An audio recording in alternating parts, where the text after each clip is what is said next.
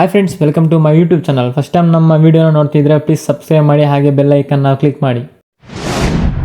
So friends, ಈ ದಿನ ಆದರೆ ನೀವು ನೋಡ್ತಿದ್ದಂಗೆ ಇವತ್ತು ಬರೀ ಟ್ರಾವೆಲ್ ಅನ್ನೋದಿರುತ್ತೆ. ಸೊ ಇವತ್ತು ಫಸ್ಟ್ ಆಫ್ ಆಲ್ ಒಂದು ಲೊಕೇಶನ್ಗೆ ಹೋಗ್ಬೇಕಂತ ನೋಡ್ತಾ ಇದ್ದೀನಿ. ಸೊ ಲೊಕೇಶನ್ ಹೋಗ್ತಿರ್ಬೇಕಾದ್ರೆ ನನಗೆ ಗಾಡಿಯನ್ನು ಸ್ವಲ್ಪ ಸ್ಕ್ರೂ ಲೂಸ್ ಆಗಿರುತ್ತೆ. ಸೊ ಹೋಗ್ತಾ ಇರ್ಬೇಕಾದ್ರೆ ಕಾಮಸಂದ್ರ ಒಂದು ಲೊಕೇಶನ್ ಗೊತ್ತಿರೋ ಒಂದು ಲೊಕೇಶನ್ ಹೋಗ್ಬಿಟ್ಟು ಸ್ಕ್ರೂ ಟೈಟ್ ಮಾಡಿಕೊಂಡು ಮತ್ತೆ ಅಲ್ಲಿಂದ ನೆಕ್ಸ್ಟ್ ಹೋಗ್ತಿರ್ಬೇಕಾದ್ರೆ ಕೆಜೆಪ್ಗೆ ಹೋಗ್ಬೇಕಾಗತ್ತೆ ನಾನು. ಸೊ ಕೆಜೆಪ್ಗೆ ಹೋಗ್ಬೇಕಂದ್ರೆ 2-3 ಶಾರ್ಟ್ಕಟ್ ರೂಟ್ಸ್ ಇದೆ. ಅದರಲ್ಲಿ ಬಂದ್ಬಿಟ್ಟು ನಾನು ಚೂಸ್ ಮಾಡ್ಕೊಂಡು ಶಾರ್ಟ್ಕಟ್ ಅಂದರೆ ಬೇಗ ಹೋಗ್ಬೇಕಂದ್ರೆ ಶಾರ್ಟ್ಕಟ್ ರೂಟ್ ಮಾಡ್ಕೊಂಡು ಇವತ್ತು ತೋರಿಸ್ತಿದ್ದೀನಿ. ಹೋಗೋದೇರಿಯಲ್ಲಿ ಒಂದು 200 ರೂಪಾಯಿ ಪೆಟ್ರೋಲ್ ಹಾಕ್ಕೊಳ್ಬೇಕಾದ್ರೆ ತುಂಬ ಜನ ವೆಯ್ಟ್ ಮಾಡಿರ್ತಾರೆ. ನೋಡ್ಬೋದು ಯಾವ ಥರ ಜನ ವೆಯ್ಟ್ ಮಾಡಿದ್ದಾರೆ ಅಂತ. ಸೊ ಫೈನಲ್ ಆಗಿ ಅಲ್ಲಾದ್ಮೇಲೆ ಮತ್ತೆ ಒಂದು ರೂಟ್ನ ನೋಡಿಕೊಂಡು ಮತ್ತೆ ಅಲ್ಲಿಂದ ಒಂದು 2 ಕಿಲೋಮೀಟ್ರ್ ಜರ್ನಿ ಮಾಡಿಕೊಂಡು ಹಾಗೆ ಹೋಗ್ತಿರ್ಬೇಕಾದ್ರೆ ಒಂದು ಸಮ್ ಟೈಮ್ಸ್ ನನಗೆ ಒಂದು ಫೀಲ್ ಆಗುತ್ತೆ ಒಂದು ರೀಲ್ ಮಾಡಬೇಕಂತ. ಸೊ ಟ್ರಾವೆಲ್ ಒಂದು ವೀಡಿಯೋ ಮಾಡ್ತೀನಿ ನೋಡಿ ಯಾವ ಥರ ಇದೆ ಅಂತ.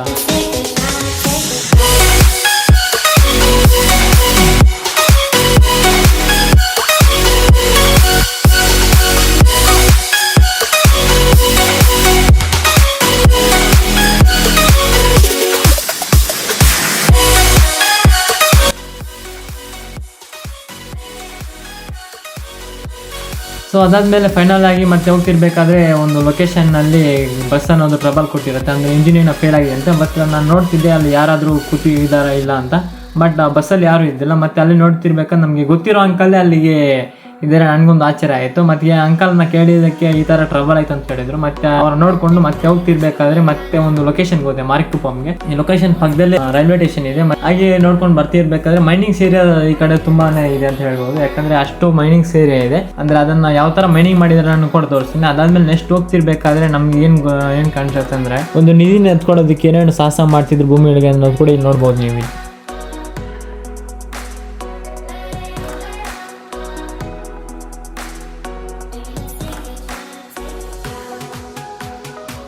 ಅಂತಂದು ಫೈನಲ್ ಆಗಿ ನಾನು ಕೆಜಿಎಫ್ ಸೇರ್ಕೊಂಡೆ. ಅಂದರೆ ನೀವು ನೋಡ್ಬೋದು ರೋಡ್ ಪಕ್ಕದಲ್ಲಿ ಹೋಗ್ತಿರ್ಬೇಕಾದ್ರೆ ರೋಡ್ ಪಕ್ಕದಲ್ಲಿ ಒಂದು ಬೆಟ್ಟ ಥರ ಕಾಣ್ತದೆ. ಬಟ್ ಅದು ಬೆಟ್ಟ ಅಲ್ಲ, ಬರೀ ಮರಳಂಡು ಕುಂತಿ ತುಂಬಾ ಇದೆ ಅದರಲ್ಲಿ. ಫೈನಲ್ ಆಗಿ ಕೆಜಿಎಫ್ನ ಒಂದು 2-3 ರೌಂಡ್ ನೋಡಿಕೊಂಡು ಮತ್ತೆ ಅಲ್ಲಿಂದ ನೆಕ್ಸ್ಟ್ ರೈಲ್ವೆ ಸ್ಟೇಷನ್ ಕಡೆ ಹೋದೆ. ರೈಲ್ವೆ ಸ್ಟೇಷನ್ ಕಡೆ ಹೋಗ್ತಿದ್ದೆ ಊರಿಗೆ ಮಾತ್ರ ಒಂದು ಸ್ಟ್ಯಾಚು ಒಂದು 2 ಫೋಟೋ ತಗೊಂಡು ಮತ್ತೆ ಅಲ್ಲಿಂದ ಒಂದು ನಂದಿನಿ ಪಾರ್ಲರ್ಗೆ ಹೋಗ್ಬಿಟ್ಟು ಒಂದು ತಿನ್ಕೊಂಡು ಮತ್ತೆ ಅಲ್ಲಿಂದ ಒಂದು ವೀಡಿಯೋ ತಗೊಂಡೆ. ಯಾಕಂದರೆ ಇದು ಸಿಂಗಲ್ ಟ್ರ್ಯಾಕ್ ಇರೋದು ಬಂಗಾರಪೇಟೆಯಿಂದ ಮಾರಿಕುಪ್ಪಂಗೆ. ಸೊ ಒಂದು ವೀಡಿಯೋ ಮಾಡ್ಕೊಂಡು ನೆಕ್ಸ್ಟ್ ಎಲ್ಲ ಹೋಗ್ತೀನಿ ಅಂದರೆ ಹೋಗ್ತಿರ್ಬೇಕಾದ್ರೆ ನನಗೊಂದು ಲಿಫ್ಟ್ ಕೇಳ್ತಾನೆ ಒಬ್ಬ ಹುಡುಗ. ಸೊ ಅವನ ಜೊತೆ ಒಂದು ಆ ಸರ್ಕಲನ್ನು ಒಂದು 2 ಫೋಟೋ ತೆಗೆಸ್ಕೊಂತೀನಿ. ಮತ್ತು ನೋಡ್ಬೋದು ಇಲ್ಲಿ ಅವ್ನು ಯಾರು ಅಂತ. ಸೊ ಅವನ್ನ ಕರ್ಕೊಂಡು ಮತ್ತೆ ಬೆಮ್ಮೆಲ್ಗೇನೋ ಬಿಡಬೇಕಂತ ಹೇಳಿದೆ. ಮತ್ತು ಅಲ್ಲಿಂದ ನೆಕ್ಸ್ಟು ನಾನು ಹೋಗಿದ್ದು ಬೆಮ್ಮೆಲಿಂದ ಬಂಗಾರಪೇಟೆ ಹೋಗ್ತೀನಿ. ಸೊ ಈ ಜರ್ನಿಯಲ್ಲಿ ನಮ್ಗೆ ಏನೇನು ಕಾಣಿಸುತ್ತೆ ಅಪ್ಪ ಅಂದರೆ, ಸೊ ಹೋಗ್ತಿರ್ಬೇಕಾದ್ರೆ ಒಂದು ಚರ್ಚ್ ಕಾಣಿಸುತ್ತೆ. ಈ ನೋಡ್ಬೋದು ಒಂದು ನನಗೆ ಈ ಚರ್ಚ್ ನೋಡಿದಾಗೆಲ್ಲ ನನಗೆ ಒಂದು ಅನಿಸುತ್ತೆ, ಏನು ಅನಿಸುತ್ತೆ ಅಂದರೆ ಸೊ ಫಾರಿನ್ಗೆ ಏನಾದರೂ ಬಂದ್ಬಿಟ್ನಾ, ಇಲ್ಲಾಂದರೆ ಈ ಲೊಕೇಶನ್ ನೋಡ್ಬಿಟ್ರೆ ಅಷ್ಟು ಇದಿರತ್ತೆ. ಯಾಕಂದರೆ ಆ ಕಾಲದಲ್ಲಿ ಕಟ್ಟಿರೋ ಮನೆಗಳು ಎಲ್ಲ ಇದರಲ್ಲಿ ಇಲ್ಲಿ ಕಾಣಿಸುತ್ತೆ. ಬಟ್ ರೀಕನ್ಸ್ಟ್ರಕ್ಷನ್ ಏನು ನಡೆಯಲ್ಲ ಅದೇ ಥರ. ಯಾಕಂದರೆ ಇದು ಗೋಲ್ಡ್ ಏರಿಯಾ. ಇದು ಹೋಗ್ತಾ ಇರಬೇಕಾದ್ರೆ ಮತ್ತೆ RTO ಆಫೀಸ್ ಕಾಣಿಸುತ್ತೆ. ಇದಿಲ್ಲೇ ನಾನು ಲೈಸೆನ್ಸ್ ಮಾಡ್ಕೊಂಡಿದ್ದು 4 ವೀಲರ್ದು. ಸೊ ನೀವು ನೋಡ್ತೀರಾ ಹಾಗೆ ಇಲ್ಲಿ ಲೈಸೆನ್ಸ್ ತಗೊಂಡು ಇದ್ದೀನಿ. ಇದು ಬಂದ್ಬಿಟ್ಟು ಕೂಡ ಓಲ್ಡ್ ಇರೋದು. ಸೊ ಅದಾದಮೇಲೆ ನೆಕ್ಸ್ಟ್ ಹೋಗ್ತಾ ಇರಬೇಕಾದ್ರೆ ಮತ್ತೆ ಏನು ಕಾಣಿಸುತ್ತೆ ಅಂದರೆ ITI ಕಾಲೇಜ್ ಕಾಣಿಸುತ್ತೆ. ಸೊ ರೋಡ್ ಪಕ್ಕದಲ್ಲೇ ಇರೋದು. ಹಂಗೆ ಮತ್ತೆ ನೋಡಿಕೊಂಡು ಹಂಗೆ ಮುಂದೆ ಹೋಗ್ತಿರ್ಬೇಕಾದ್ರೆ ಬೆಂಬಲಿ ಏರಿಯಾ ಅಂದರೆ ಇಂಡಸ್ಟ್ರಿಯಲ್ ಏರಿಯಾ ಇದು. ಸೊ ನಮ್ಮ ಈ ಕಡೆ ಎಲ್ಲಾದರೂ ಒಂದು ಎಲೆಕ್ಟ್ರಾನಿಕ್ ಐಟಮ್ಸ್ ಬೇಕಂದ್ರೆ ಇದೊಂದು ರೀಸನ್ ಅಂತ ಹೇಳ್ಬೋದು, ಇದೊಂದು ಬೆಂಬಲ್ ಅಂತ.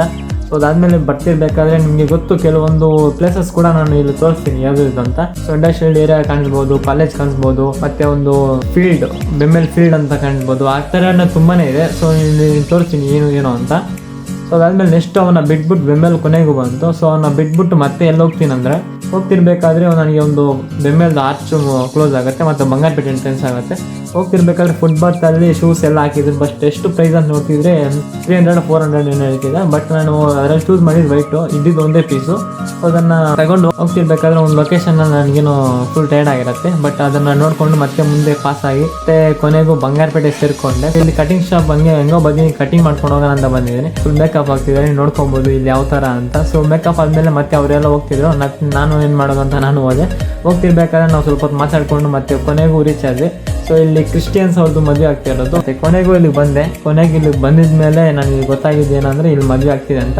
ಸೊ ನಾವೊಂದು 2 ಫೋಟೋಸ್ ತಗೊಂಡು ನಾನು ಮತ್ತು ಬ್ರೋ ಮತ್ತು ಒಂದು ಸೆಲ್ಫಿ ವಿಡಿಯೋ ಮಾಡ್ಕೊಂಡು ನಾರ್ಮಲಾಗಿ ಅವ್ರು ಗೊತ್ತಿದ್ದಾರೆ ಮತ್ತು ಎಂಟ್ರಿ ಆದ್ವಿ ಯಾವ ಥರ ಮದುವೆ ಫಂಕ್ಷನಲ್ಲಿ ನಡೀತಿದೆ ಅಂತ.